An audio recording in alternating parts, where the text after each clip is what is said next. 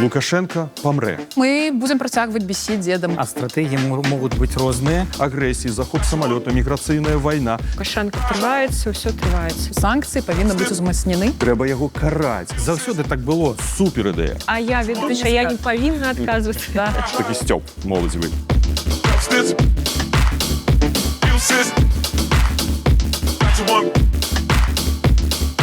Сябры, як прадстаўнікоў розных фракцый, рух за свабоду, моладзевы наступ і законы правапарадак, я Но хочу... фракция не так называется, не рух за свободу. А як называецца? Команда Латушкі, рух за свободу. Ну, Рух за выбачайце. свободу – гэта рух за свободу, які існуе ўжо, ну, напэўна, некалькі дзесяцігоддзяў. Павел Павлович, выбачайце, што прапусціла ваше імя. Не мае імя, гэта каманда. Вашу каманду, так. Так вось, як прадстаўнікоў розных фракцый, я хочу вас папытаць па розных актуальных пытанняў для беларусаў. Першае, гэта зліць ці не зліць дзеда. Гэтая тактыка, якая была агучана, мабыць, 2 месяцы таму у перадачы «Гадзінічак цікае», які я таксама веду са сваімі калегамі. Гэтая тактыка прапанова вызвала проста вялікі рэзананс у беларускім інфаполе. І вось якое ваше меркаванне на гэты конт? Ці зліць дзеда, ці не зліць дзеда?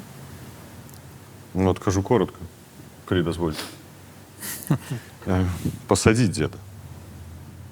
Бо калі мы паглядзім сёння на развіццё падзей, што адбываецца? Мы бачым, што нашыя партнёры, у тым ліку і мы, у нейкім сэнсе падтрымліваем тактыку.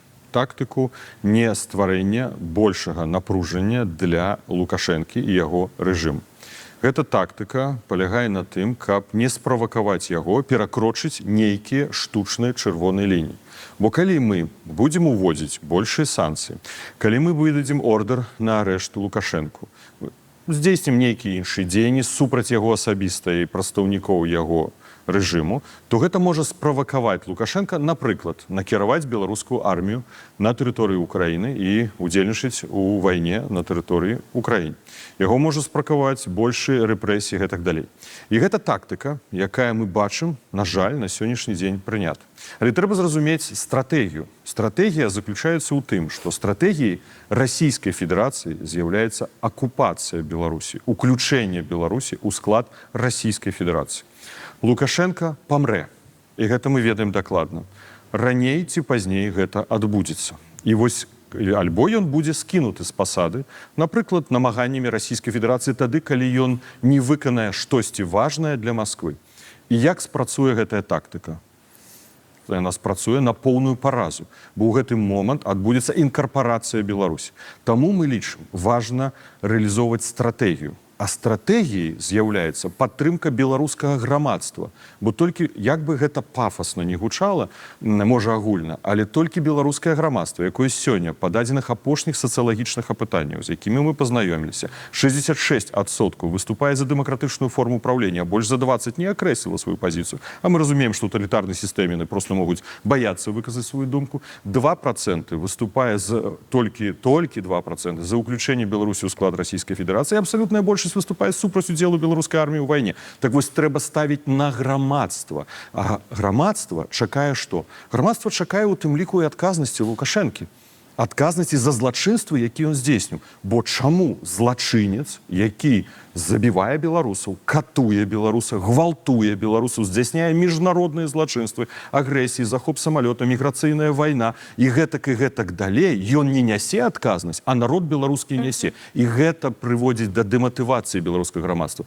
Таму трэба не дразніць дзеда, трэба яго пасадзіць, як можна больш рабіць захадаў па прэсінгу адносінах да яго. І на гэтым трэба будаваць стратэгію. То бок раззлаваць, а потым пасадзіць.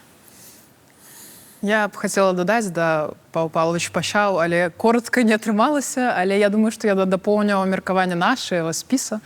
Наш спіс выступае за тое, каб все ж таки бесіць дзеда, у тым ліку злаваць іх, і мы гэта ўжо робім, таму што зараз быў сход всебеларускі, і мы бачым, што ён сам агучвае тое, што ён баіцца каардынацыйнай рады, ён баіцца тое, што мы аб'ядноўваемся, мы можам прадстаўляць інтарэсы беларусаў, беларусак, і мы хацім лабіраваць іх інтарэсы. Ён баіцца, што гэта можа выліцца ў штосьці для яго невыгоднае, непрыемнае, новыя санкцыі і так далей. Таму мы будзем працягваць бесіць дзеда, будзем працягваць злаваць дзеда. Я падтрымліваю, што дзеда таксама трэба пасадзіць, але нам трэба все ж таки шукаць баланс, таму што для мяне прыярытэтна, і у тым ліку для людзей з майго спісу, каб людзі выхадзілі з турам у тым ліку. І нам трэба шукаць баланс паміж санкцыямі, паміж іншымі пытаннямі і гэтым ціскам палітычным і гуманітарным трэкам па вызваленню беларусаў не толькі з турам, але і з вялікай турмы з Беларусі. І я не магу сказаць з беларусаў, як мой калега, да, і сказаць, што яны хочуць пасадзіць дзеда. Я разумею, што яны ім балючыя, яны пакрыўджаны, яны баяцца, яны не хочуць жыць пры гэтай уладзе. Яны хочуць дэмакратычных перамен у любым выпадку. І большасць нават не падтрымлівае зброю, якая знаходзіцца ў Беларусі на тэрыторыі, ядзерную зброю.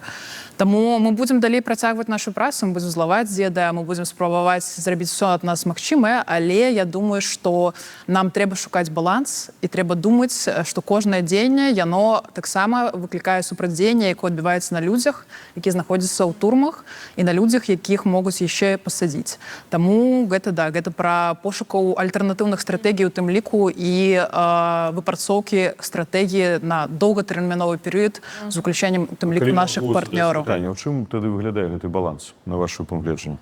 Ну, калі Як можна ўводзіць санкцыі, прыцягваць да адказнасці і адначасова балансаваць? Нам трэба шукаць выхады на камунікацыю, не закрывацца ад улады беларускай, якая лічыць сябе легітымнай.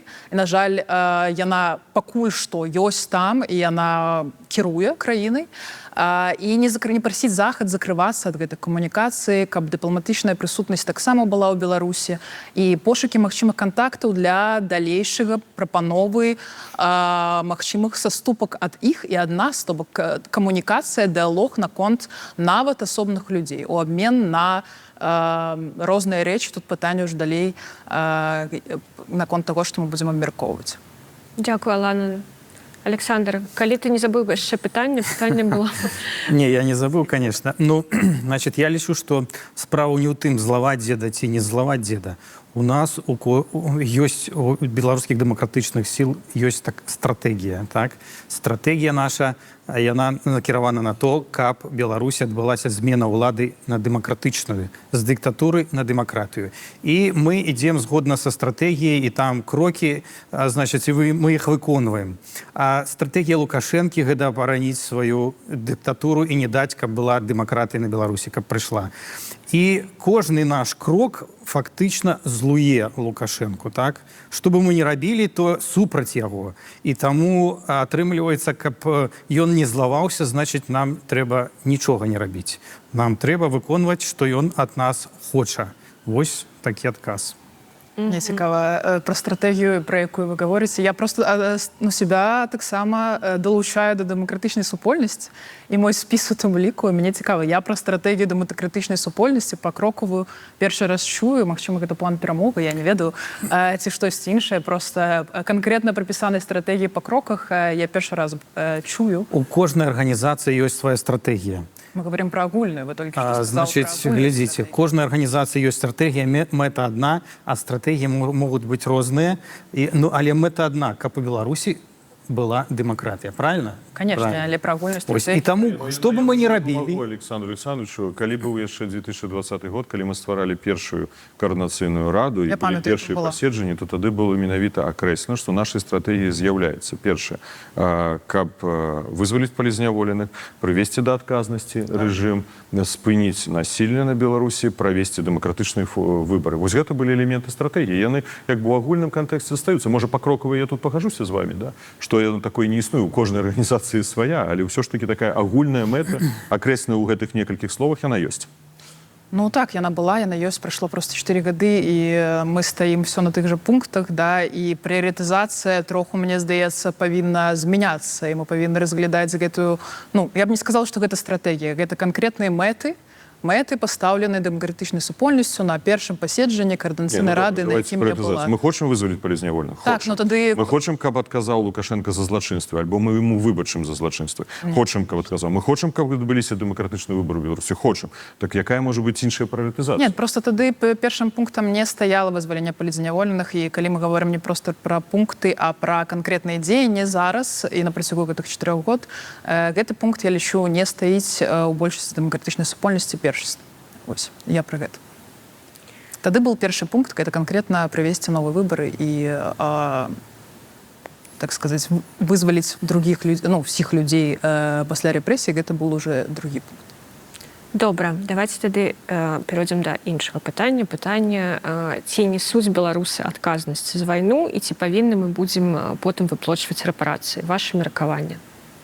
Давайте просто разберемся, якія існуюць інструменты адказнасці ў кантэксце вайны, агрэсіі, якую пачала Расія пры падтрымцы Лукашэнкі. Прадстаўленне тэрыторыі гэта з'яўляецца таксама фактам агрэсіі.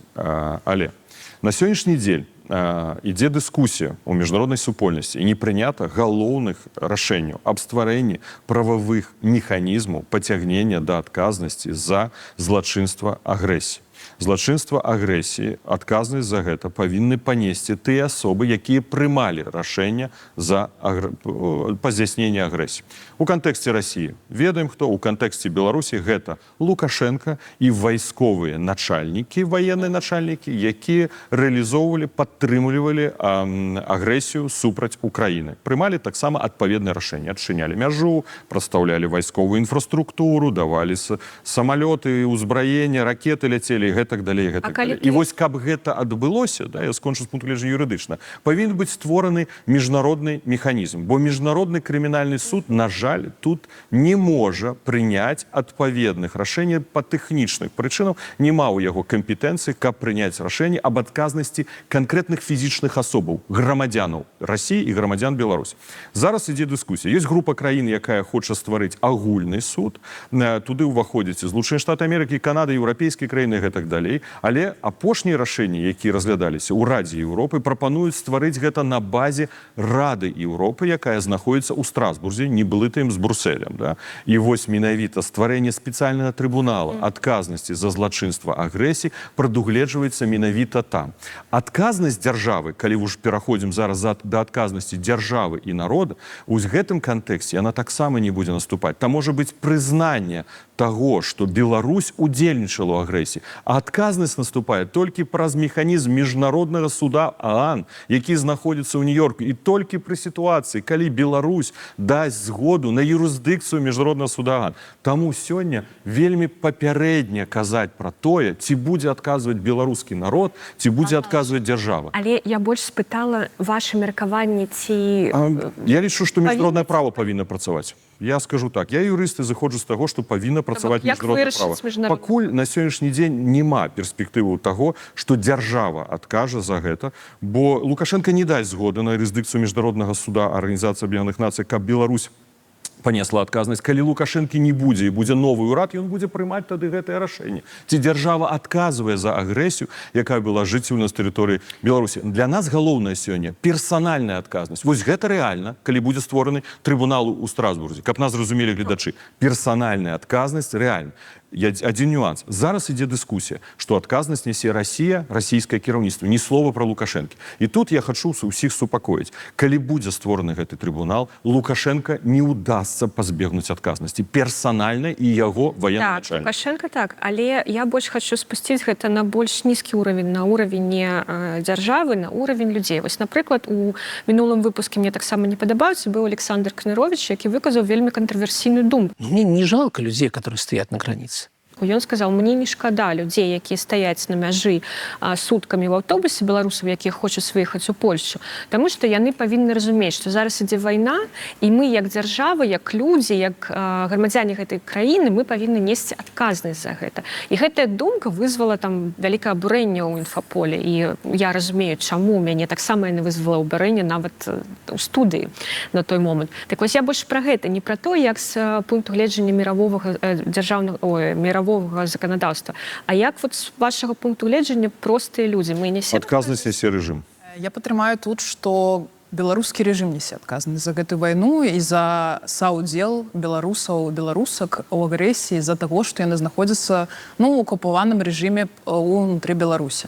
Я б не сказала, што мы павінны зараз размаўляць пра тое, якую адказнасць мы панесем, да, і у якой форме яна павінна быць, у якім аб'ёме яна павінна быць, просто таму што, напэўна, гэта павінна будзе вырашацца ўжо пры мірных перамовах, не ў дадзены момант, калі мы знаходзімся ў пазіцыі беларусаў і беларускі ўнутры краіны, калі яны просто не могуць элементарна выказаць сваё меркаванне, калі за слава Ўкраіне іх садзяць у турму, калі яны ўсё роўна робяць все магчымае для таго, каб супрацьстаяць гэтаму рэжыму і агрэсіі.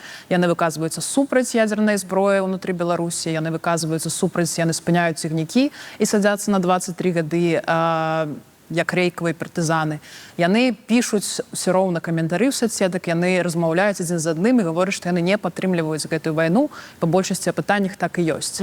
Хоць і меркаванне ёсць, палярнае, да, не все абсалютна згодны з тым, што Беларусь не павінна ўдзельнічаць, да, у гэтай вайне, але ўсё роўна беларусы выказваюць свае спачуванні украінцам, яны восяць гуманітарную дапамогу, яны падтрымліваюць як могуць. І ў тым становішчы, у якім мы знаходзімся, у той рэпрэсаванай сістэме, яны больш і не могуць нічога зрабіць. Яны робяць все магчымае, і мы павінны, наадварот, спрабаваць максімальна лабіраваць на міжнародным поле, што беларусы і беларускі гэта не рэжым, і Беларусь гэта не Расія. І прасоўваюць гэта ўсімі сродкамі, якія ў нас ёсць. Просто таму, што людзі на дадзены момант не могуць несці адказнасць за тое, што яны знаходзяцца ўнутры Беларусі пад гэтым рэжымам.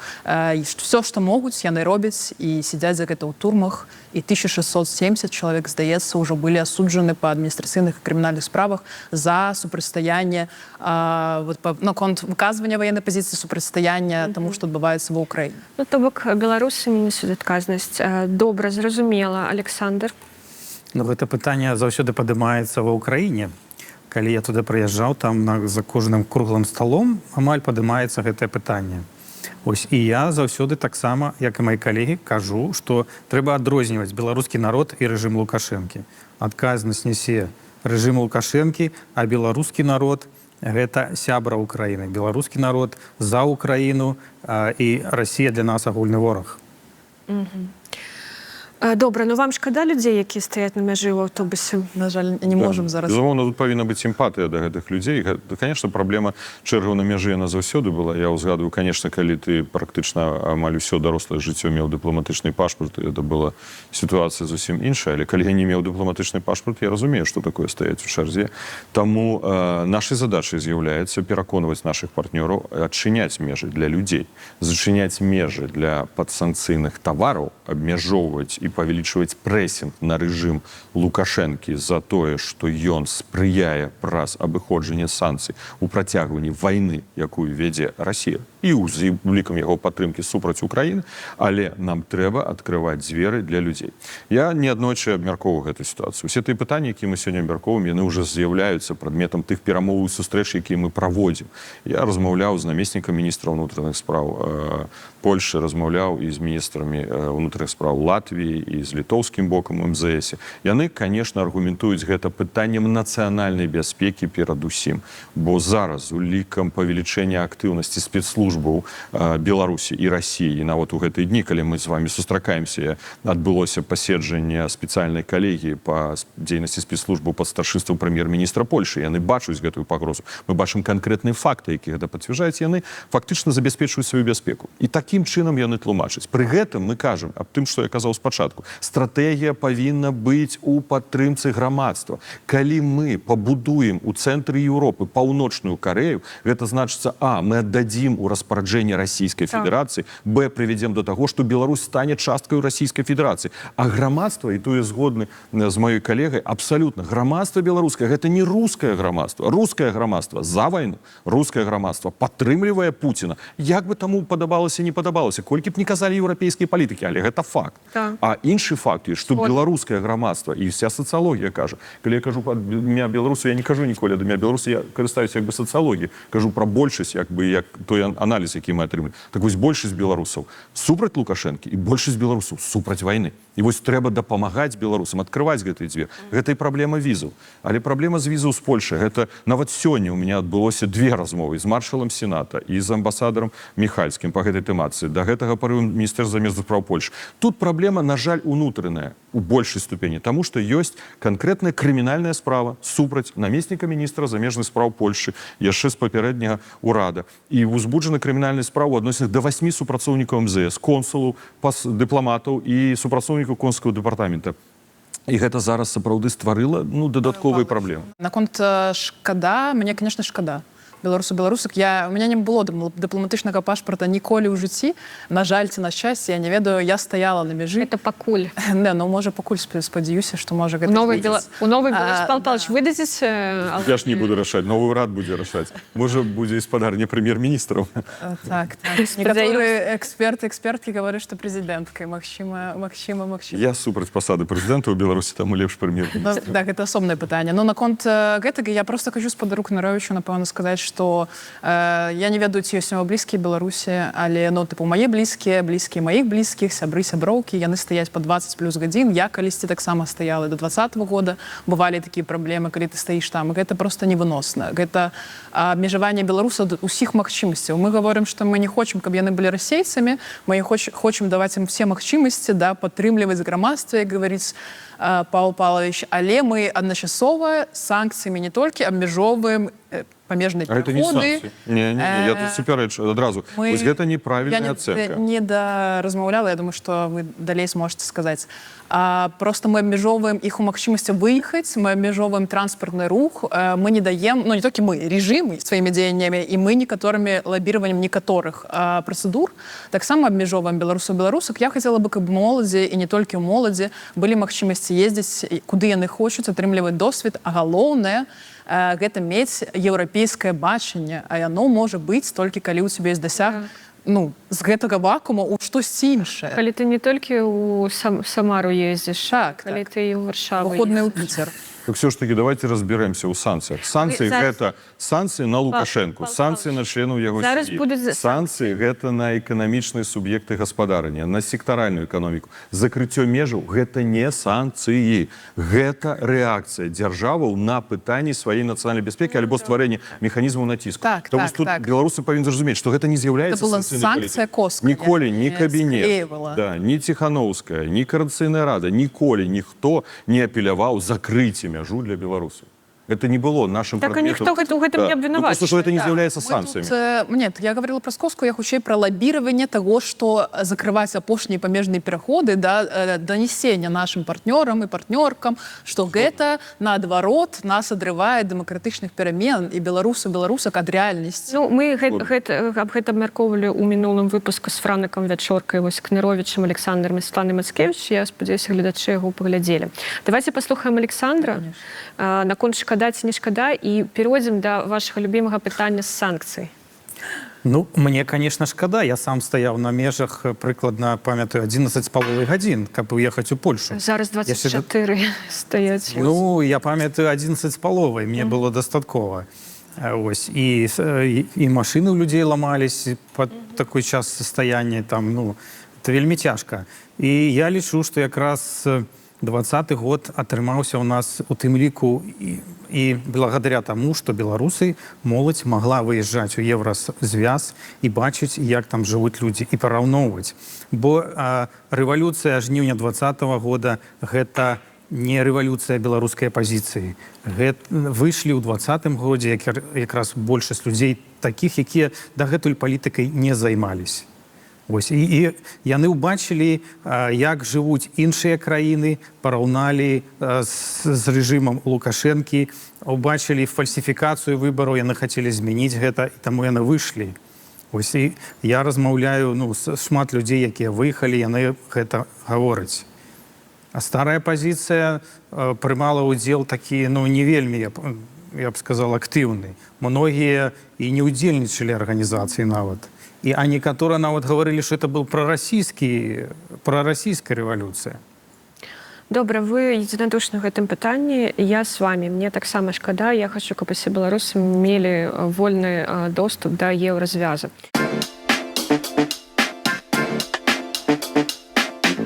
Сябры, памятайце, што калі вы не пішаце каментары, калі вы не ставіце падабайку гэтаму відэо, то недзе ў свеце сумуе адна Жэня Сугак.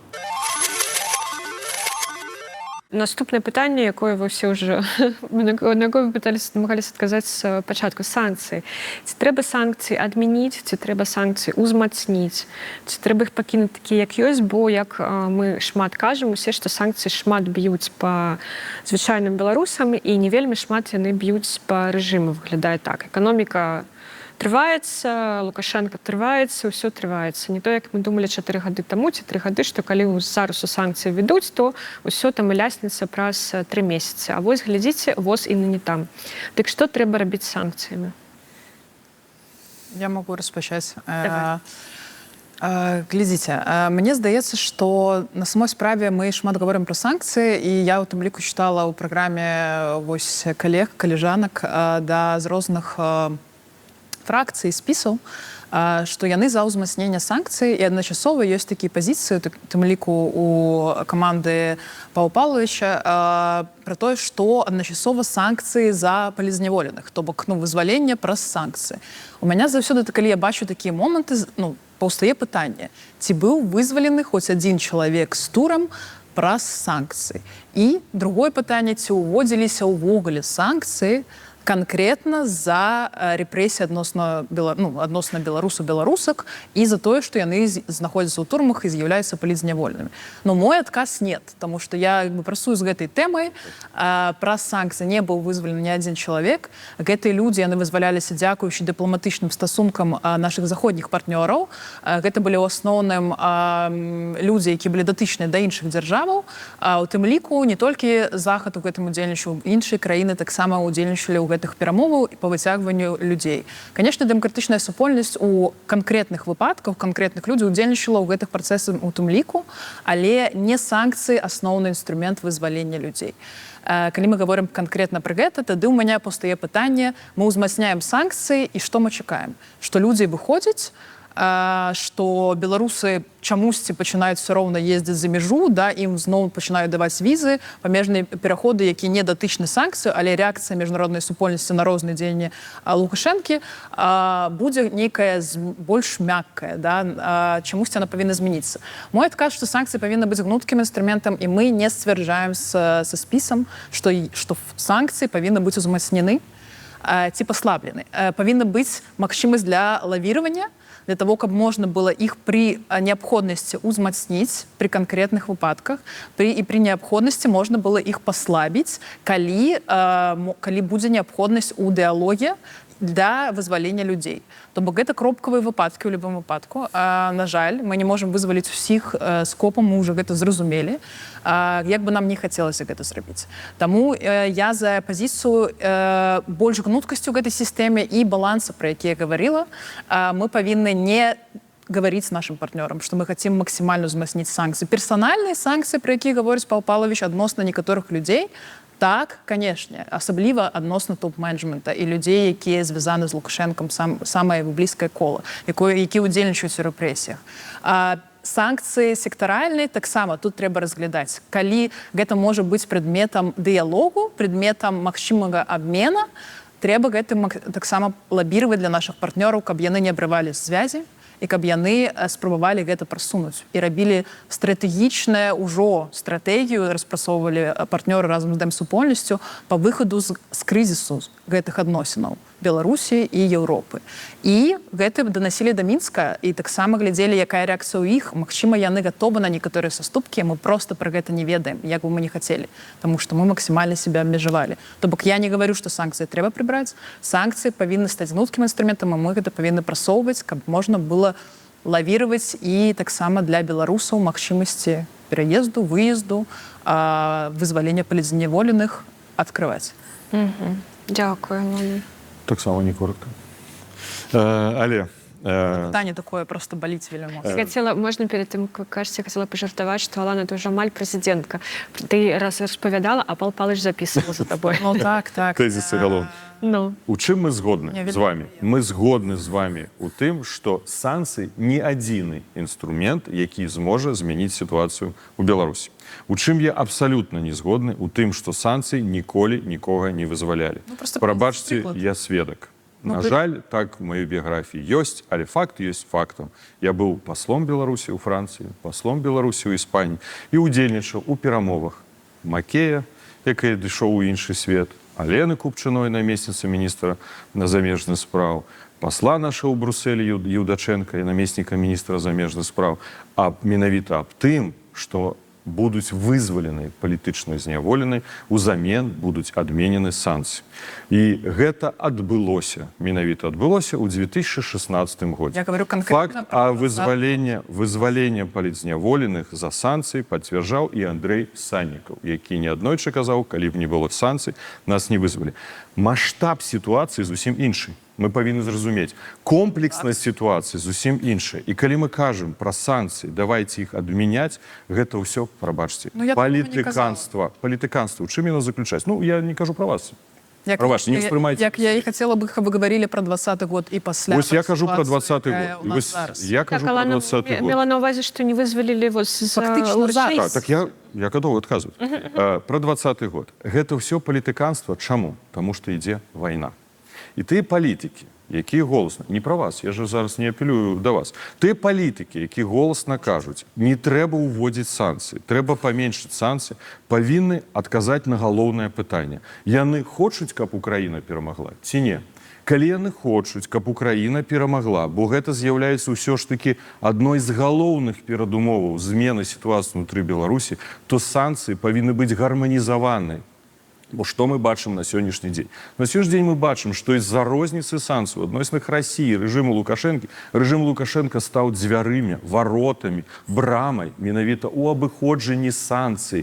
І гэтыя тавары падвойнага прызначэння, у тым ліку мікрасхем, яны трапляюць на расійскі рынок, у расійскія вайсковыя прадпрыемствы і пазней у ракеты, з якімі забіваюць украінскіх дзяцей і украінскіх людзей. Таму гэта ўсё, прабачце, палітыканства. Калі хтосьці кажа, давайте не будем уводзіць санкцыі, давайте не будем гарманізаваць. Трэба уводзіць і трэба гарманізаваць, бо галоўнае гэта перамога Украіны. Гэта менавіта стварэнне максімальных праблемаў Расіі, аслаблення Расіі і аслаблення рэжыму. І гэта павінна быць асновай. Што тычыцца перамовы, я с вами абсолютно згодны. І калі бы мы просто казалі, я удзельнічаю у некаторых перамовах.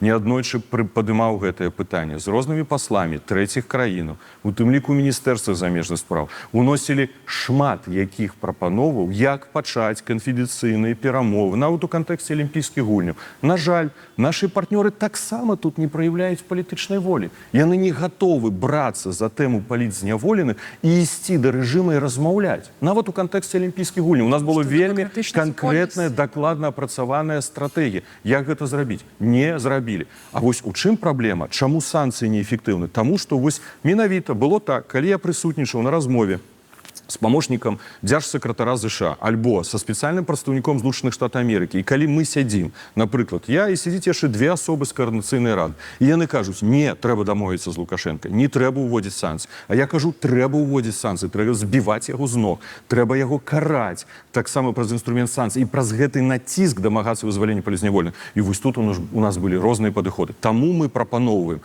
падтрымаць нас, бо мы 3,5 гады вялі таксама, прабачце, унутрыпалітычную барацьбу. Бо адны казалі, не трэба санкцый, трэба іх не прымяняць, трэба з Лукашэнкай дамаўляцца, а мы казалі, не, трэба моцныя санкцыі. Што рабіў Захад? Ён балансаваў. Ён балансаваў. І ў выніку ні вы не атрымалі, прабачце, ну, можа, прабачце, можа, не да вас, так, хтосьці іншы, а хтосьці, да, ну, паплечнікі некаторыя з каардынацыйнай рады, прабачце, я не хацеў вас абраць ні ў якім разе. І мы не дасягнулі свае мэты. Вось гэта, Захаду гэта выгадна. Ён у гэтай сітуацыі пачынае гуляць. Ён паслухаў нас, паслухаў другі бок і прыняў такое пасярэдняе рашэнне. Захад не робіць гэтага толькі потому, што нету нейкага едзінства ў меркаванні? У тым ліку там, што казаў спачатку, чырвоная лінія. Яны баяцца перакрочыць гэту чырвоную лінію, бо за гэтай чырвонай лініяй Лукашенко уздумаецца накіраваць армію ва Ўкраіну. І то, што сказаў Ахрамія калісьці, кіраўнік фракцыі «Слуга народу», што толькі дзякуючы Лукашэнку, трэба аддаць належнае Лукашэнку, што ён і накіраваў войска. Не яму належнае трэба аддаць, а беларусам, беларускаму народу, бо гэта была галоўная прычына, чаму армія была не накіравана. Адзіныя людзі з дэмсупольнасці лабіруюць перамовы па кропкам вызвалення палітвязняў. Збольшага пазіцыя людзей складаецца з таго, што мы павінны вызваляць усіх. І я думаю, што заходнія партнёры таксама чуюць ад асноўных нашых актараў, калі мы гаворым, што ну так, мы павінны ўзмацняць санкцыі, я не адмаўляю гэтага, і ў тым ліку спрабаваць дамовіцца з імі на перыядычныя саступкі, калі гэта будзе цікава абодвум бакам. Але мы просто говорим про тое, што не размаўляйце з рэжымам. Ён нелегітымны, мы павінны вызваляць людзей всіх адразу з копам і гэтак далей. Ну, я таксама ведаю дакладна пра такія... Так я сам удзельнічаю. Ну, а я ведаю людзей таксама, якім я давяряю, які ўдзельнічалі ў такіх сустрэчах, там, дзе пастаянна транслюецца вось гэтае. Ну, мне падаецца, што першы час, так, аб гэтым казалі асабліва, што казалі, што не толькі ўсіх разам... Гэта тренд мінімальны апошняга года. У палітзняволеных рознае меркаванне на гэты конт. Адны палітзняволеныя наогул супраць гандлю за санкцыі. Гэта не гандаль. Гэта гандлем... Яны называюць гэта гандаль. Напрыклад, у мяне ў камандзе ёсць людзі, палітзняволеныя былі, якія адседзелі, выйшлі на волю. Яны кажуць, што у іх свае арганізацыі, і яны супраць гандлю. Яны называюць гэта гандлем. Гандлем з рэжымам. Вызвалення кагосьці за адмену санкцый. Бо санкцыі гэта ж інструмент барацьбы з рэжымам Лукашэнкі. Адмена санкцый значыць, мы паслабляем нашы дасягненні. То есть мы іх адмянілі, і што далей? Ну, гэта, я думаю, До 2020 года заўсёды так было, што, значит, прымаецца санкцыі, Лукашенко бярэ закладнікаў, садзіць людзей у турмы, ён ведае, што з ім пачнуць зараз перамовы, ён там кагосьці выпусціць, санкцыі адменяць, і все, ён зноў легітымны, і далей кіруе Беларусію, і все нормально, до наступных выбараў, до наступных там пратэстаў. Ось, таму некаторыя палітзняволеныя вот в маёй камандзе яны супраць гэтага. Ну, у нас Толькі некаторыя, глядзіце, гэта ж не агульнае меркаванне палітзняволеных. Агульнага меркавання Конечно. палітзняволеных. Але калі вы гаворыце, Александр, што быццам бы мы павінны гаварыць пра ўзмацненне санкцый толькі таму, што людзі, у тым ліку, які выйшлі з турам, не хацелі бы, каб мы паслаблялі, і гэта нашы дасягнення, мы за тое, каб павялічваць нашы дасягненні працуем. Ці мы працуем для першай мэты, якую агучваў Паў Павлович, каб вызваляць людзей. Я была ў турме, і як бы я 2,5 гады таксама сидела, могла 12 за здраду ў дзяржаве, але мяне чамусьці выпусцілі все ж такі. І не пасадзілі зноў, я паспела ўжо потым збегнуць з Беларусі. Я 2,5 гады, скажем так, руйнавала рэжым знутры. Назовем это так. Вот Паў Павлович меня может разумець, ён руйнаваў рэжым знутры там больш за 30 год, калі я не памыляюсь, на дзяржаўных пасадах. Можа менш, я могу памыляцца 20 з чымсьці, напэўна. Вы мне з Лукашенко пераблыты. Не, ну вы ж таксама па-свойму прасоўвалі інтарэсы беларускага грамадства на сваіх пасадах, таму чаму не? Ну, я як міністр культуры магу сказаць, што пасля мяне заставаўся пасля рэстаўрацыі Нясвіжскі палац, Мірскі замак, помнік Караткевіча, нацыянальная тэатральная прэмія, нацыянальная музычная прэмія, толькі беларускамоўная. Да, ну так я вам говорю про тое, што танку, вы таксама рабілі Манюшка на ў карысць чэрвені. беларусак, свае справы.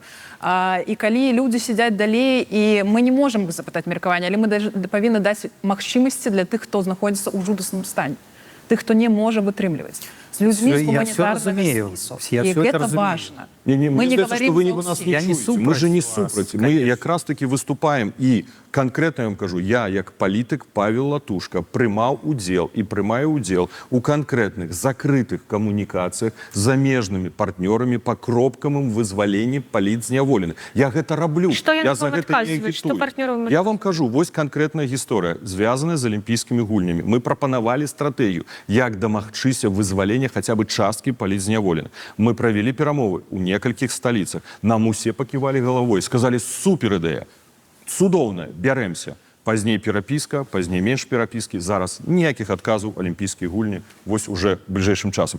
Праблема ў тым ліку, давайте так, мы хочам сказаць, што адказныя за гэта беларускія дэмакратычныя сілы, так, але таксама інструменты то не нашы, правильно? З іншага боку, калі хтосьці крытыкуе санкцыі, кажа: а што ўвогуле мы тады маем? Мы можам падняць сёння пратэст у Беларусі? Не можам. Мы можам заблакаваць усю мяжу? На жаль, партнёры не могуць. У нас сапраўды толькі ёсць гэтыя санкцыі. Правда? Не толькі санкцыі. Ну, моцны інструмент ціску гэта санкцыі. Які можна сапраўды... Я ж не адмаўляла. Да, гандаль. Але гэта тое, што можна прапановаць. І запыт быў у тым ліку і ў таго боку. І думаеце, быў адказ? Не. Нема Ну, адказу. як я говорила, трэба стратэгічна думаць, трэба распрацоўваць уже з захадам далейшыя дакументы па выхаду з гэтага крызісу ў адносінах. І гэты дакумент у тым ліку можа быць скіраваны не толькі на будучы ўрад Беларусі. Гэты дакумент уже можа быць скіраван нават на дзейны ўрад Беларусь. І спрабаваць гэты дакумент у тым ліку па каналах, якія мы не хацім, каб яны абрабралі. Я спадзяюся, мы уже пагадзіліся, што каналы камунікацыі павінны захоўвацца, і спробы гэты кантакт наладжваць павінен быць дзеля кропкавага вызвалення людзей. Тады трэба па гэтых каналах перадаваць гэтую стратэгію па выхаду з крызісу і Польша, спрабаваць. Анджей Пачобут, да? Колькі намаганняў робіць Польша, каб яго вызваліць? Ну, гэта пазіцыя Анджея. І гэта пазіцыя кожнага, але мы павінны зрабіць... Калі захоча, ён можа гэта зрабіць, але ён гэта не. Так вось ён якраз і не хоча. Яго эканамічная і палітычная сітуацыя ў Беларусі яго задавальняе. Эканамічны рост ідзе, і все прадаецца на Россию. Так, мы ведаем па некаторых абаронных прадпрыемствах, напрыклад, там не буду казаць, што да вайны прадавалось 200 штук у месяц, пасля вайны 2000. Так, рост ідзе, людзі атрымліваюць заробак. Все добра, эканоміка працуе. І Лукашэнкі навошта яму гандляваць тут ці кагосьці там вызваляць. Яго это не трэба. Яго цяпер все, як кажуць, у шакаладзе. Давайте так. Таму трэба стварыць такі... Яму таксама трэба. У перамовах нельга вырашаць за людзей яго інтарэс. Ён не бачыць у нас бок для перамоў наогул. Мы для яго ніхто. Мы не стварылі ніякіх такіх умоў, каб ён задумаўся і нават паглядзеў наш бок. Давайте так. Пачобут гэта таксама асобная гісторыя, гэта его асабістая пазіцыя, і гэта вельмі моцная пазіцыя чалавека, такіх людзей у турме, па майму досведу, адзінкі. Большасць людзей, яны хочуць дамой, да блізкіх, да дзяцей, хутчэй, як мага аказацца, не сядзець 6 лет за каментар. Анджей гэта круты вельмі прыклад, але мы не можам раўняць іншых на яго. І у любым выпадку рабіць гэты дзень мы абавязаны, а ўжо як чалавек пагадзіцца ці не пагадзіцца, таму што з турмы цябе не выкурыць без твайго дазволу. Пачобута не могуць выкінуць і сказаць, вось, ты не хацеў, таму што ім таксама патрэбны паперкі, які будуць пасведчваць, што ты пагадзіўся з гэтым. Ты павінен падпісаць таксама у некаторых выпадках памілавання, у некаторых выпадках гэта даверительныя граматы, калі гэта... Я же прыклады ў гісторыі, калі не пісалі памілавання, вызваляли. Былі прыклады. І мне здаецца, якраз... Да, но... Я думаю, калі яны могуць сябе ўзяць без твайго згоды, так яны могуць сябе... Кейс пасля 20-га, пра які... Вось мы не разумеем, правильно? На сённяшні дзень выглядае, што ён, наадварот, хоча павялічваць колькасць палітзняволеных. Ён рэпрэсуе грамадства. Так выглядае, што санкцыі не працуюць у такім выпадку? Санкцыі не працуюць, бо яны, я кажу, таму што у нас была ў дэмакратычных сілах розны падыход. Адні тапілі, не трэба санкцый, альбо трэба стварыць магчымасці для размовы з Лукашэнкам. Мы былі за тое, што трэба сшыбаць санкцыямі з ног, калі санкцыі павінны быць у адным кулаке, у адзін момант, і тады кароткі час, і тады кароткае дзеянне. І наступствы крытычныя, але яны кароткія, бо яны моцныя, маштабную адзін дзень. Захад прыняў стратэгію не дразніць дзеда, не даць яму магчымасць перакрочыць нейкую чырвоную лінію. І вось мы бачым 3 пазіцыі. І таму санкцыі не спрацоўваюць. Сказаць, што яны спрацоўваюцца і не спрацоўваюць, гэта таксама дыскусійнае пытанне. Бо эканамічная сітуацыя тут не пагажуся, Александр Александрович, яна пагоршылася. Яно значна ў яго праблему. ВВП расце ў Беларусі. ВВП, ну там такі рост ВВП, што я ведаю, як у ўрадзе пишуть ВВП. Калі мы сядзелі на паседжанні ўрада, так, снежень, у нас мінус, Сідорскі сидзіць, кажа, ну ясна, што будзе з урадам пасля Нового года. Сустракаемся ў студзені, ужо 1% роста. Адкуль взялі гэты 1%? Я не ведаю. Таму ён можа напісаць ВВП які заўгодна. Але санкцыі тое, што яны ўжо уздзейнічаюць на эканоміку, ствараюць яму дадатковыя праблемы ёсць, бо чаму тады алейнік, вось нават на гэтым тыдні кажа, перастаньце ўжываць супраць нас санкцыі. Чаму гэта пастаянна ідзе ў перамовах Лукашэнка? Конечно, гэта непрыемна. Конечно, гэта непрыемна. Пытанне России, про якое вы говорите, да, про якую говорила Женя и все астатнія, праз якую заўсёды можна будзе абысці гэтыя санкцыі. Вось гэта праблема. І транзіт тых жа таварах, про які вы говорили. Вось зараз хочам зачыніць. Вось зараз якраз рыхтуецца 14-й пакет санкцый, каб не было магчымасць гэта транзіта. І нашыя прапановы, калі я сустракаўся з упаўнаважаных па санкцыйнай палітыкі Еўрапейскага Саюза Саліваном, я казаў, трэба спыніць усіх санкцыйныя тавары транзітам праз Беларусь. Вось тады, бо яны кажуць, што едзем у Казахстан, у Кыргызстан, Узбекістан, а рэальна застаюцца на тэрыторыі Беларусі і на тэрыторыі Расійскай Федэрацыі. Вось і ўсё. Чаму заходнія палітыкі не бачаць гэта? Я кажу, столькі дакументаў напісана, столькі сустрэч праведзена, столькі растлумачэнняў патлумачана. Але ёсць, напрыклад, Партугалія, якая кажа, трэба адмяніць санкцыі на беларускі калій. Да? Ну, мы кажам, мы супраць, Літва супраць, ну окей, можа, скажем, неафіцыйна, давайте поразмаўляем наконт вызвалення палізняволеных. Ведаеце, што нам сказалі? Нереально. Все, адказ нереальны. Добра, но я хочу... Так што гэта тэма, она існуе ва ўсіх перамовах нашых. Я хочу апошняе сказаць просто наконт гэтай тэмы, што молдва наступае гулам, і я асабіста, мы выступаем за все магчымыя сродкі дзеянняў, каб вызваліць гэтых людзей, які знаходзяцца за кратамі. І калі гэта перамова не з еўразвязам, ну, не праз еўразвяз, я маю на ўвазе, як пасярэднік, а нават з кімсьці, хто нам здаецца проста неверагодным, і што гэта немагчыма, Сапегу ўвогуле расейцы вызвалілі. Гэта былі перамовы з расейцамі. Я адстаўлюся да гэтых людзей негатыўна, як і вы. Але калі гэта дапаможа дапамагчы людзям,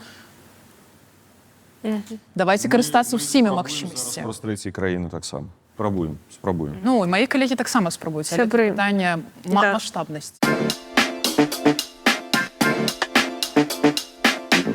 Сілавы сцэнар вызвалення Беларусі. Вы... Ну, мы ўсе глядзім на Александра Саныча, но гэта пытанне да ўсіх да вас, ці вы падтрымліваеце гэта? Гэта не пра тое, не толькі пра тое, ці магчыма, а ці ўвогуле ваше меркаванне, вы падтрымліваеце гэта такі варыянт, ці не падтрымліваеце? Ну, вот пачнем з... Пачыналі заўсёды з Паўпалыча. Вам слова не даем. Да. Я думаю, можна... Александр скромны, не... Значит, конечно, я был и силовик, и такое пытание задавать силовику, но одразу отказ кожны ведае. Значит, але я хочу, каб, конечно же, улада Беларусі змянілася на дэмакратычны лад мірным шляхам. Это кожны хоча. Ніхто не хоча ніякай вайны, рэвалюцыі, крыві там і так далей. А вось, таму мы, конечно же, падтрымліваем любыя інструменты, ціск, санкцыі, там, перамовы, можа быць, там, у якіхсьці накірунках, каб улада змянілася на дэмакратычную без сілавого сцэнара. Але, калі паглядзець, значыць, на гэта, ну, адэкватна, так, то цяпер мы не бачым, што Лукашенко, значыць, пойдзе на якісьці мірныя перамовы. Ён, як я ўжо сказал, не бачыць у нас бок перамову. Мы яму не стварылі такіх праблем, каб ён хацеў з намі перамаўляцца. І калі паглядзець гісторыю, то ў гісторыі ніколі не было, каб дыктатура стала дэмакратычнай проста у выніку перамоваў, ці дыктатар захацеў стаць дэмакратам. Гэта заўсёды сілавы сцэнар. Вось. Таму, конечно, я не бачу іншага, як сілавого сцэнара. Можа быць, калісьці там пройдзе якісьці час, і мы Лукашэнку там прымусім іншымі сродкамі пайсці на перамовы. Гэта найлепшае вырашэнне праблемаў. Вось. Але сілавы сцэнар, конечно, у гісторыі толькі з дыктатуры здымалі сілавым сцэнаром. Ось, ну, але ж калі разгледзець і сілавы сцэнар, ідзем далей, так, то цяпер гэта таксама немагчыма, бо рэжым вельмі моцны. У Беларусі, напрыклад, войска беларускае там 47 тысячаў прыкладна і 80 тысячаў Міністэрства ўнутраных спраў. Так? Значыць, калі гэтыя людзі будуць падтрымліваць рэжым, то мы з імі нічога не зробім. Наша задача, я якраз у этой фракцыі з групы законаправапарадак бачым якраз праца з сілавым блокам беларускім, каб памяняць іх думкі, каб яны перайшлі на наш бок, ці сталі нейтральнымі, як ва ўсім цывілізаваным свеце, не ўмешваліся ў палітычныя справы. Калі там будуць пратэсты ці яшчэ што-небудзь, каб яны не падаўлялі гэтыя пратэсты і не выбіралі бок, там, напрыклад, і не абаранялі Лукашэнку. Ось. А як іх, як гэту працу праводзіць? Матывацыйна-асветніцкую з сілавымі? Мы, па-першае, з таго бока сілавікі ведаюць нас асабіста, так? Бо я сабраў каманду, это не все публічныя, большасць людзей непублічных, якія займалі розныя пасады, і яны ведаюць людзей там, і з таго боку ведаюць нас. Так, кіраўніцтва Міністэрства ўнутраных спраў, к примеру, сахасціка ведаюць вайсковыя там і так далей. Так, значить, і ми можемо, контактуючи з імі, ми повинні, от що ми хочемо робити, в нашій програмі написано, ми хотіли би зробити реформи усіх структур силових на Беларусі і показати їм, що буде у будучині. От тепер є таке Міністерство внутрішніх справ, а якою воно повинно бути у нормальній країні. Що, наприклад, я аналізував, я ж сам так само і реформу Міністерства внутрішніх справ писав у 21-му році. Коли проаналізувати кількість супрацовників міліції у Білорусі і во всім світі, то во всім світі 340 чоловік на 100 тисяч населення, у Білорусі 937. Так? У 3 рази більше супрацовників міліції. У Єврозв'язі 317 супрацовників поліції на 100 тисяч. І ще менше. Так ось, элементарно скоротить на треть супрацовников милиции, это можно одразу заробок оставшимся поднять 3 разы. Александр, вибачаюсь, але мені подається, гэта такі, мабуть, не вельмі моцны аргумент для людей. Ви їм розказуєте, що ви звольните... Это один з элементов. Две трети. Один з элементов. Мы так само хотим распрацовывать, значит, не тільки реформи, але і закон о люстрації. Про люстрацію всі кажуть і бояться гэта абмяркоўваць. Нідзе это не абмяркоўваецца. А люстрацыя заўсёды была, калі мяняўся рэжым на дэмакратычнай з дыктатуры. Калі савецкія краіны развальваліся, у Грузіі, у Эстоніі, у Польшы, ну, ва ўсіх краінах, у Словакіі, Чэхіі былі люстрацыі. І мы павінны таксама гэтым займацца. Мы обещаем им, что мы не ну, по вашему документу, по вашему баченню, мы обещаем, что не иллюструем их. Нет, люстрацыя якраз там павінны мы паказаць, што якія катэгорыі людзей падпадаюць пад люстрацыю і якая будзе люстрацыя. Бо яна розная, ва ўсіх краінах нам могла быць розная, і катэгорыі людзей розныя пападалі пад люстрацыю. І другой яшчэ момент, конечно же, мы можем вызваліць людзей некаторых ад люстрацыі, которые перайдуць на бок народа і акажуць нам дапамогу, якая нам вельмі значна дапаможа прыйсці на дэмакратычны лад развіцця Беларусі. І яны гэта бачачы будуць параўноўваць, што мне рабіць.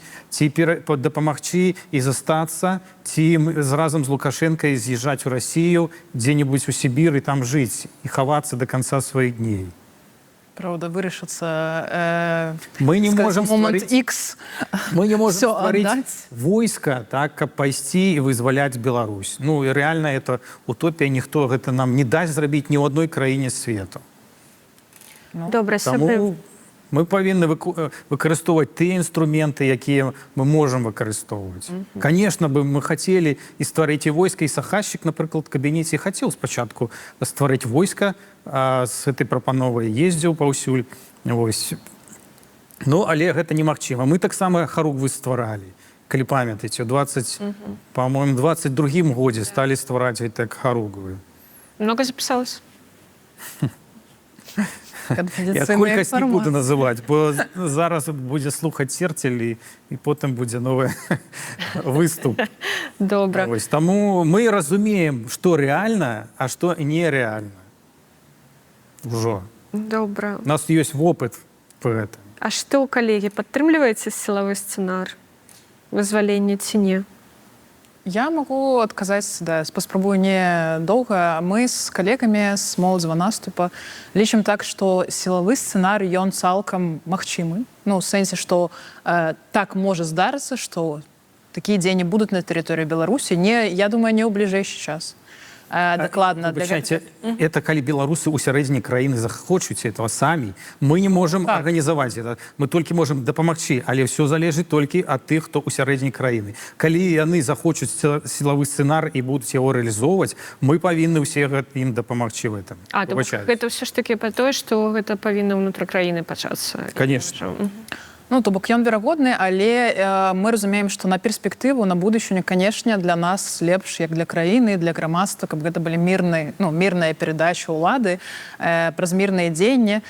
Пакуль што у мяне дакладнага адказа, да, як гэта будзе, я не маю нейкіх вангаўскіх, скажем так, здольнасцяў не магу прадказаць.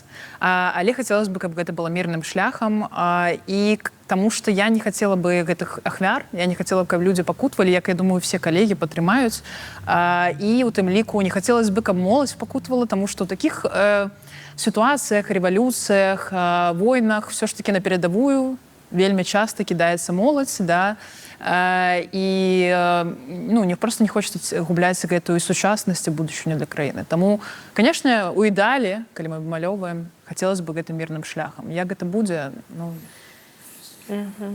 Палітыкам трэба ставіць такія пытанні, на іх трэба адказваць, але гэта не пытанне нашых хацелак ці не хацелак. Давайте просто заходзіць з рэальнага стану рэчаў. Калі мы кажам, павінен ли беларускі народ плаціць рэпарацыю ў Украіну, а мы кажам, што няма на сённяшні дзень ніякіх юрыдычных падставаў, то мы можам дыскутаваць сколькі заўгодна, але пытанне на сённяшні дзень так не стаіць, нават на першым паверсе не стаіць, каб дайсці да 10.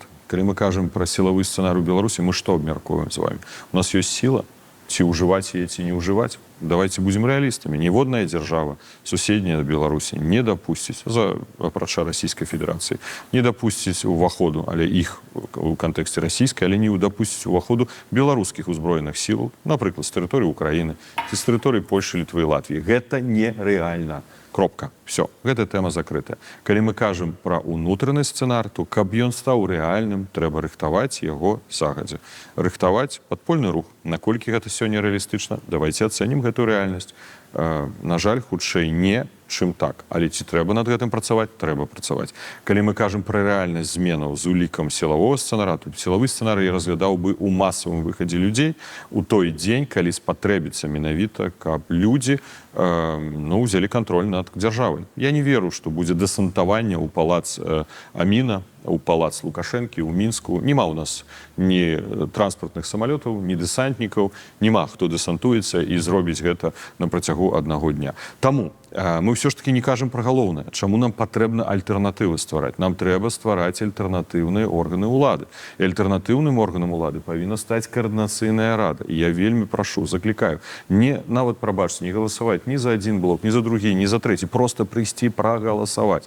Калі ў нас будзе гэты альтэрнатыўны орган, на это уже рэагуе Лукашенко. Лукашенко кажа на ўсебеларускім сваім сходзе: ой, яны выбары вы прыдумалі рабіць. Так вось розніца ў тым, што мы выбіраем і выбіраемся, а Лукашенко прызначае. Да? Калі сёння наш спіс, усе члены нашага спісу былі прызнаныя экстрэмістамі, значыць, ён бачыць праблему ў стварэнні альтэрнатывы. Давайте менавіта ствараць гэту альтэрнатыву. Зразумеем, што ў гэты выключны момант, калі будзе стаяць пытанне аб далейшым існаванні нашай дзяржавы, будзе наш голас беларусаў, і мы скажам: не, мы супраць таго, каб Беларусь была часткай Расійскай Федэрацыі. Альбо калі наступіць транзітны перыяд, то менавіта абраныя прадстаўнікі сядуць за стол перамоваў, нават, можа, з прадстаўнікамі, апрача, зразумела, Лукашэнкі, я не уяўляю яго за столом перамоў, сядуць за агульны стол перамоў і будуць дамаўляцца. І калі шановныя спадары не будуць абраныя беларусамі, і за іх нават прагаласуе 100-200 чалавек, і будзе сядзець дэпутат, умоўны Гайдукевіч, якога прызначылі на гэтую пасаду, то, прабачце, наш голас будзе больш моцным, бо нас абралі ў канкурэнтнай барацьбе. І гэта важна зразумець. Это таксама пытанне. Нічога не павінна вырашацца без нас, калі стаіць гэты стрыжань, каардынацыйная рада. І вось ніхто не можа яго абысці ні адтуль, ні адсюль. Бо, прабачце, мы не дазваляем, каб без нас вырашылі пытанне за нас, за наш лёс, нашага народу, як бы пафасна не гучала, нашай дзяржавы. І таму вельмі важна зразумець. Мы так хацелі, марылі гэтых прамых выбараў. Я адзін раз у жыцці, калі галасаваў на дэмакратычных выбарах у 94 годзе, я не галасаваў за Лукашенко, галасаваў за Станіславовича Шушкевіча. Больш Беларусі не было ніколі выбараў. Давайте зробім гэты выбар. Вось гэта важна. А тут не пытанне хацела, тут пытанне: альбо мы працуем над гэтым сцэнаром, рыхтуем падпольны рух, але галоўнае гэта выхад людзей у гэтай крытычнай. Ну, калі мы ўжо крышачку дайшлі да каардынацыйнай рады, Павел Павлович, вельмі такая кранальная прамова, натхняльная, дзякую, але вось мне падаецца, што у гледачоў можа быць пытанне: а як тэхнічна каардынацыйная рада можа стаць гэтым стрыжнем, які ніхто не абыдзе і чыё меркаванне будзе тэхнічна ці юрыдычна і ўплываць на іх жыццё. І так. То бок, як патлумачыць гледачам, як каардынацыйная рада будзе ўплываць на іх жыццё? Напрыклад, вы кажаце, што вось будуць там нейкія перамовы, да? А калі гэтыя перамовы будуць праз 5 год, напрыклад. А гэтыя людзі ў Координацыйнай радзе, яны ж 5 год не будуць легітымнымі? Новые, это толькі на 2 гады. Зразумейце адно. Усе дэмакратычныя краіны будуюцца на прынцыпах народаўладдзя. Абіраюцца прадстаўнікі народа ў парламент. І ўрад, які мы сёння маем, напрыклад, тут сидзім вось недалёка, ўрад Польшчы, да, ён менавіта абраны. Бо большасць членаў урада, дарэчы, з'яўляюцца дэпутатамі парламенту. Это іншае пытанне. Але вось дакладна на жыццё грамадзян Польшчы. А як Координацыйная рада зможа ўплываць на жыццё Так доказаць грамадзян Беларусі. Беларусі? Глядзіце, так вось, калі мы будзем камунікаваць, сустракацца з сваімі партнёрамі тут, патэнцыйнымі партнёрамі, каб яны сапраўды успрымалі нас як прадстаўнікоў беларусаў, то мы павінны прайсці праз гэты выбары. Інакш, прабачце, самазванцы. Ну, можна, конечно, трымаць вотум ад даверу ці як бы распаўсюджання мандата Ціхановскай пра стварэнне нейкіх структураў. Гэта можна рабіць дзесяцігоддзямі, але ці гэта будзе устойліва? Не. Таму вельмі важна ствараць і знізу устойлівую структуру абрання. І тут не пытанне, ці будзе ў Координацыйнай радзе Латушка ці Астапенка. Тут пытанне ў стварэнні інстытутаў. І мая пазіцыя як палітыка была ад самага пачатку. І мая адна з першых сустрэчаў была з Светланай Ціхановскай у верасні 2020 года. Трэба ствараць свае інстытуты, ствараць альтэрнатыву, бо дуалізм улады, гэта важна. Мы ніколі не зможам перамагчы, калі мы не сможам стварыць моцную альтэрнатыву. І гэта будзе зразумела партнёрам тут, беларусам што важна? Ну, зразумела, калі беларус абірае кагосьці, ён будзе ставіць яму і задачы. І менавіта справаздачыцца трэба будзе перад беларусам праз 2 гады. Цябе проста не абяруць, калі ты не выканаў тое, што ты абяцаў. Значыцца, праз 2 гады? Ну, на працягу гэтых 2 гадоў, але праз 2 гады справаздачы гэта выбары. Кожны выбары гэта і ёсць справаздача. Партыя працягвае свой мандат альбо У зыходзіць. мяне такое пытанне яшчэ. Я буду хвалюся, што у нас зусім мала часу. У мяне такое пытанне. У 2025 годзе Светлана Ціхановская застанецца легітымным ці не? Я лічу, што застанецца, таму што беларусы яе абралі, яна з'яўляецца легітымнай лідаркай. І на самой справе ад гэтых фактычных, ну, ад фактычнай умовы, што прайшло 5 гадоў. Што быццам бы павінна быць, ну, яна павінна быць перавыбрана, да, калі мы глядзім на заканадаўства Беларусі. Нічога не зменіцца па сутнасці, таму што беларусы аддалі ёй свой голас, аддалі свой давер, яна выконвае ну, справу велічэзную па прадстаўніцтву. То бок новыя выбары ў 2025 годзе можна не ладзіць. Я лічу, што гэта сапраўды не важна, проста таму, што беларусы все роўныя, беларускія абралі, у них няма альтэрнатывы, яны не бачуць іншага палітыка, які мог бы так эфектыўна і так устойліва і з усёй сваёй энергіі прадстаўляць беларускага беларусу. Я думаю, што для яе прызнання легітымнасць яна даецца людзьмі. І калі людзі дагэтуль все яшчэ пішуць ёй, прыходзяць на сустрэчы, прыходзяць на закрытыя сустрэчы, там, зумах і гэтак далей, калі яна можа гаварыць ад іх боку і яны яе падтрымліваюць, чаму не? Ну, я думаю, што фактычна выбары, калі б яны былі праведзены, нічога не змянілі. Сябры ваши меркаванні. Ну, я тут не згодны з аргументацыяй. Я згодны з тым, што не трэба ладзіць выбараў, і мы выступаем за інстытуцыялізацыю. І менавіта прэзідэнт-элект у асобе Светланы Ціхановскай, гэта першы інстытут. Павінен быць інстытут выканаўчы орган, гэта аб'яднаны пераходны кабінет, выканаўчы орган беларускага грамадства, дэмакратычных сілаў. Тут можна ў неймінгу дыскутаваць. І Координацыйная рада як прадстаўнічы орган. Вось гэтыя 3 інстытуты. На сённяшні дзень ніхто не можа скласці. І ў 2 з 3 будзеце вы, Павел Павлович. Ніхто з іх, ну, нібы гэта пасады. Мы, калі мы прыйдзем у Координацыйную раду, калі у нас будзе магчымасць змяніць, мы будзем мяняць, бо так функцыянуе дэмакратыя еўрапейскіх краін. Тут нічога смешнага. Менавіта так у Польшчы, у Літве, у Латвіі, у Чэхіі, калі прэм'ер-міністры, міністры ўнутраных спраў, міністры замежных спраў, міністры абароны з'яўляюцца дэпутатамі парламентаў і адначасова членамі альбо лідарамі канкрэтных палітычных партый. І тады ўзнікае эфектыўнасць узаемадзеяння. Калі ўрад будзе сфарміраваны зверху Светланай Ціхановскай выключна, а Координацыйная рада будзе абрана людзьмі, заўсёды будзе канфлікт. Калі ёсць большасць у Координацыйнай радзе, якая ўплывае на фарміраванне ўрада, вось тады ідзе ўзаемадзеянне вельмі актыўна, няма супярэчанняў, эфектыўнасць працы павялічваецца. Вось менавіта так пабудаваны дэмакраты ў тых краінах, большасці, дзе жывуць беларусы. Таму тут я не прыдумаю нейкі веласіпед. І тут не пытанне маёй пасады, бо пасада гэта крымінальная справа. Толькі што я сказаў, я ўжо 2 разы экстрэміст. Таму тут нібы хтосьці кажа, што за пасадамі ідзе.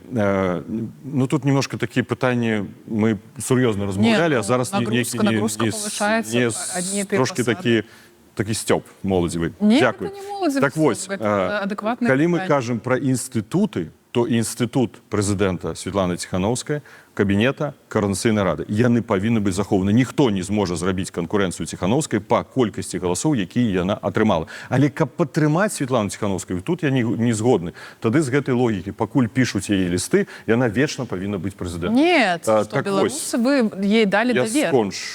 скончу. Беларусы не дают давер нікому навечно. У нас есть один уже Навечно. такая особа. Так вось я выступаю за тое, каб Координаційная рада падтрымала мандат Светланы Ціханаўскай. Яна выказала падтрымку Светланы Ціханаўскай, бо мы не в стане арганізаваць такія выборы, як мы удзельнічалі з вами в 2020 годзе. Тут павінна быць Ну, іншая выгнанне. логіка. Да. Ну, и тому гэты выбор... Ну, то бок, коротко, легітимною у 2025 годзе Святлана, на ваше Так, меркаванне? так, на ваше... мы падтрымліваем. Але нам важна, каб Светлана Ціханаўская падтрымала выборы ў Координаційную раду. Пакуль я не чую ніякай пазіцыі, ні слова, ні паўслова. Чакаем пазіцыю Святланы. Я думаю, что коли вы ей попросите, она... Прасілі, пакуль яна не гатова. І вось гэта узнікаюць пытанні. То есть у нас толькі адзін інстытут павінен быць.